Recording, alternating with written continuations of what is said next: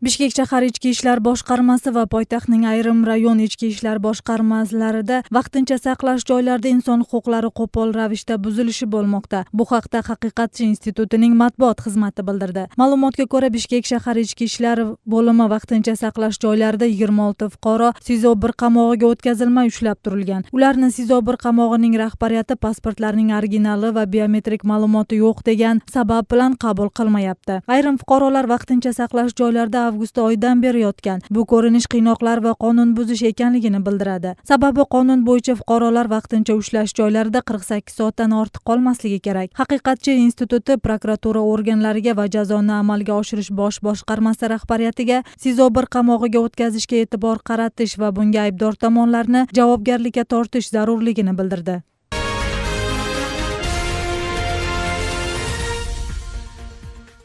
Fuqaroviy platforma jamoatchilik fondi Jo'g'org'i Kengash deputatlarining prezident saylovidagi targ'ibot ishlariga qatnashib, parlament yig'iniga kelmayotganini tanqid qilib murojaat yo'lladi. Ular murojaatda parlament deputatlarining bevosita qonun chiqarish faoliyati bilan shug'ullanishga chaqirib, prezidentlikka nomzodlarni tanlash uchun davlat resurslaridan foydalanish qonunga xos emasligini bildirdi. Murojaat egalari saylov jarayoni boshlangandan beri parlamentdagi umumiy majlislarga, komitetlarning, fraksiyalarning yig'inlarida deputatlar to'liq tarkibda ishtirok etmay, el ishonib topshirgan vazifalarni bajarmayapti deb bildiradi. Jo'g'org'i Kengashning ayrim fraksiya a'zolari o'zlarining partiyadoshlarini prezident saylovida qo'llash uchun joylarda targ'ibot ishlarida ishtirok etib, parlament majlislariga kelishmayotgani haqida ijtimoiy tarmoqlarda ayrim ma'lumot manbalarida aytilmoqda.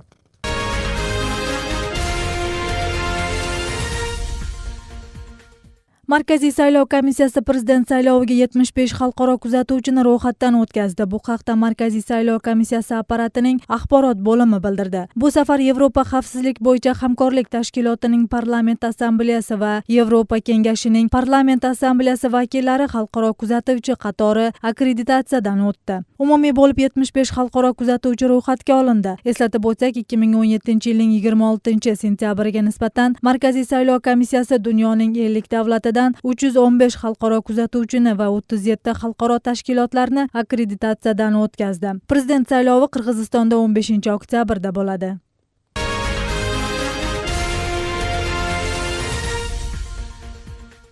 Bugun hukumat 2018-yilning davlat byudjeti va 2019-2020 yillarga taxmini haqidagi qonun loyihasini muhokamaga olib chiqadi. Hukumat yig'inida respublika byudjeti haqida bayonotni Moliya ministri Adilbek Qasimaliyev o'qiydi. Bundan tashqari qishga tayyorgarlik masalasi ham muhokama qilinadi. Bu masala bo'yicha energetika, yengil sanoat va kon boyliklaridan foydalanish komitetining yetakchilari ma'lumot berishadi. Moliya ministrligi 2018-yilga davlat byudjetida ijtimoiy tarmoqqa imtiyozlar berilganini ma'lum qildi. Unga ko'ra, bu tarmoqqa kelasi yili 81,1 milliard so'm sarflanadi. Bu joriy yilga nisbatan 4,6 milliard so'mga ko'p. 2016-2020 yillarda davlat byudjetidagi ijtimoiy tarmoqning ulushi 50% dan kam bo'lmaydi deb aytilgan.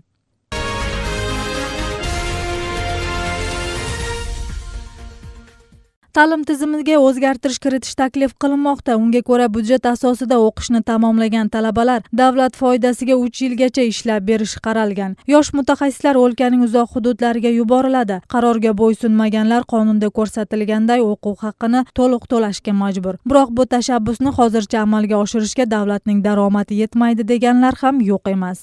Oliy va o'rta ta'lim o'quv muassasalarida davlat hisobidan bilim olgan bitiruvchilarni yo'llanma bo'yicha Qirg'iziston hududlarida 2 yildan boshlab 3 yilgacha ishlab berish majburiyati yuklangan.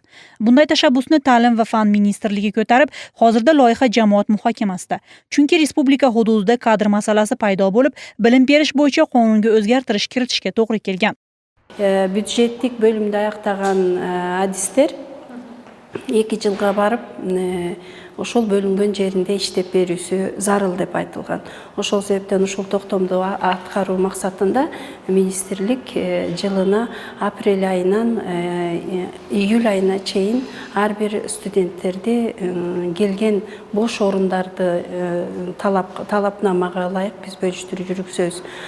Ministrlikning tashabbusini hozirda oliy o'quv yurtlarining rahbariyati ham qo'llab-quvvatlamoqda. Chunki byudjet asosida ta'lim olgan talabalarning ba'zilari o'qishni yakunlaganidan keyin o'quv yurti yuborgan hududlarda ishlashdan bosh tortib kelishadi. Tashabbuskorlardan biri Tug'anbay Ko'ngurbayevning ta'kidlashicha, qonun kuchga kirsa bitiruvchilarni ishlashga bo'lgan mas'uliyati kuchayadi. Birinchi kursda аяқтағаннан екінші kursqa o'qibay же bu studenттің күнөөсү менен кетип қалса, ар бир курс үчүн биздин университеттин шартында 37 миң сомдон акча төлөп кетет. Ал бүткөндөн кийин эле эмес. Себеби мамлекет төлөп аткан акчаны эл пайдаланып, 2 жыл, 3 жыл окуп, 3-чү жылы контрактка которулуп кетип, анан контракты бүтүп, анан 2 жыл отработкасы жок эле кетип калган учурлар болду да. Taklif etilayotgan tashabbusning hozircha amalga oshishiga ishonmaganlar ham bor. Chunki ministrlik bitiruvchilarni hududlarga yuboradigan bo'lsa, dastlab ularning ijtimoiy ahvolini yaratib berishi zarur. Yo'qsa qonun qabul qilingan kundan boshlab uning bajarilishi dargumonligini tahlilchilar ta'kidlashadi. Birinchi жол барганда, mugallim bo'lib barganda qancha айлык aladi? Өтө мизер. Өтө аз. Ошондуктан талапты коюп, ушундай кыласың дегенден мурда анын социалдык шартын эске алыш керек. Talabalar orasida o'z kasbini sevganlar ham yo'q emas. Ular o'qishni yakunlaganidan keyin kasbi bo'yicha respublika burchaklarida ishlashga tayyor. Faqat hukumat yosh mutaxassislarga yetarli sharoit yaratib, oylik maoshlarini ko'paytirsa, olis qishloqlarda ishlash ular uchun ham muammo emas. Главный эле мен мугалим болсом, өзүмдүн кесибим менен иштесем, мага самое главное ушул да. Эгер государство обеспечивать этип берсе, конечно, иштемекмин. Жок. Бияктан эле мен Бишкектен эле иштесем дегем. Эмесин отработкасын. Алыс жактарга баргандан деле коркосом, баргым келет. Кыйынчылыктар деле болот, албетте, биринчи барганда үйрөнүп кетебиз го бирсе. Бирок мамлекет каржылап берсе, о иштейсиң ал жакта. Ооба. Mazkur qonun bungacha tibbiy o'quv yurtlarining bitiruvchilari uchun kiritilgan, ammo pedagoglar uchun qaralmagan edi. Agar qonun loyihasi jamoat muhokamasidan o'tib qabul qilinsa, amalda qanchalik darajada bajarilishi hozircha aniq emas. Umida Mirzabayeva, Gulzara Bakayeva, Rustam Alimbayev, Intimaq, Bishkek.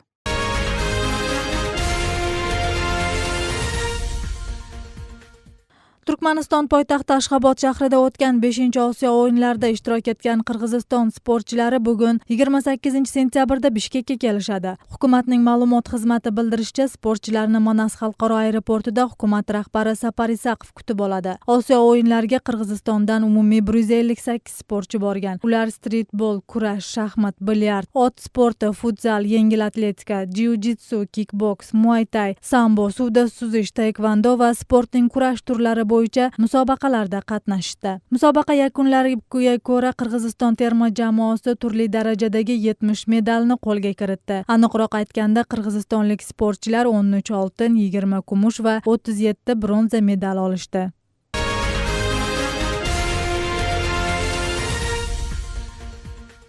Dzyudo bo'yicha Bishkekda o'tgan xalqaro musobaqada qirg'izistonlik dzyudochilar 29 medalni qo'lga kiritishdi. Bu haqda Qirg'iziston Respublikasi Milliy dzyudo federatsiyasidan bildirishdi. Ma'lumotga ko'ra, musobaqalarga Rossiya, Qozog'iston, O'zbekiston, Eron va Gruziyaning sportchilari qatnashgan. Unda medallar erkaklar va ayollar orasida bir necha og'irlik kategoriyalari bo'yicha qo'yilgan. 2 kun davom etgan musobaqada qirg'iz sportchilari 29 medalni qo'lga kiritishdi. Uning ichida 7si oltin. Bundan tashqari Eron O'zbekistonlik sportchilar esa 4 oltin medalni qo'lga kiritishgan. Eslatib o'tsak, 23-24-sentyabrda Bishkekda o'tgan dzyudo bo'yicha xalqaro musobaqa Pyotr Telpizovning yorqin xotirasiga bag'ishlangan.